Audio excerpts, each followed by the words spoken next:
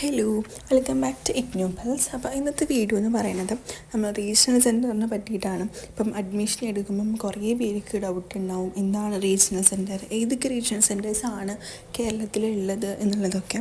അപ്പം മെയിനായിട്ട് പറയുകയാണെങ്കിൽ നമുക്ക് കേരളത്തിൽ 3 റീജിയണൽ സെൻറ്റേഴ്സാണ് ഉള്ളത്. ട്രിവാൻഡ്രം, കൊച്ചിൻ, വടകര, ഇങ്ങനെ 3ആയിട്ടാണ് ഉള്ളത്. നിങ്ങളെവിടെയാണോ ഉള്ളത് അതിനനുസരിച്ചിട്ട് നിങ്ങൾക്ക് ഇതിൽ 3 ചൂസ് ചെയ്യാം.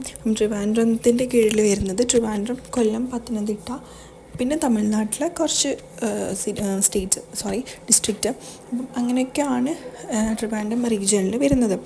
പിന്നെ കൊച്ചിൻ റീജിയണിൽ വരുന്നത് പാലക്കാട്, തൃശ്ശൂർ, എറണാകുളം, കോട്ടയം, ഇടുക്കി, ആലപ്പുഴ, ഇത്രയും ഡിസ്ട്രിക്റ്റാണ് അതിനകത്ത് വരുന്നത്. വടകര നോക്കുകയാണെങ്കിൽ കാസർഗോഡ്, കണ്ണൂർ, വയനാട്, മലപ്പുറം, ഈ ഡിസ്ട്രിക്റ്റിലുള്ളവർ വടകര റീജിയൻ. അപ്പം അങ്ങനെയാണ് നമ്മൾ റീജിയൻ ചൂസ് ചെയ്യേണ്ടത്.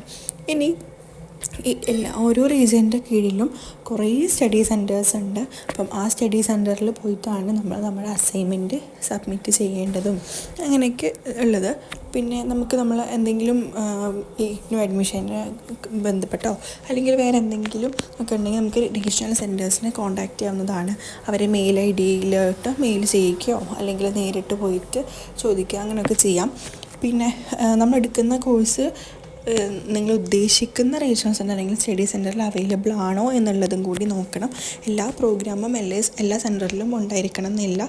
കോമൺ ആയിട്ടുള്ള BCom MCom ഒക്കെ ഉണ്ടാവുമായിരിക്കും. അല്ലാതെ ചില കോഴ്സുകളൊക്കെ ചില പ്രത്യേക സെൻറ്റേഴ്സിൽ മാത്രമേ ഉണ്ടാവുകയുള്ളൂ. അപ്പോൾ നിങ്ങൾ അഡ്മിഷൻ എടുക്കുന്നതിന് മുന്നേ അതൊന്ന് ഉറപ്പ് വരുത്തുക. അതേപോലെ നിങ്ങൾ റീജിയണൽ സെൻറ്റർ സെലക്ട് ചെയ്യുമ്പം നിങ്ങൾക്ക് എന്തുണ്ടാവും, അതിൻ്റെ താഴെ അഡ്മിഷൻ എടുക്കുമ്പോൾ തന്നെ അതിൻ്റെ താഴെ സ്റ്റഡി സെൻറ്റർ ചൂസ് ചെയ്യാനുള്ള ഓപ്ഷൻ ഉണ്ടാവും. അപ്പോൾ നിങ്ങളുടെ അടുത്ത് വരുന്നത് ഏതാണോ അത് നിങ്ങൾക്ക് ചൂസ് ചെയ്യാനായിട്ട് സാധിക്കും.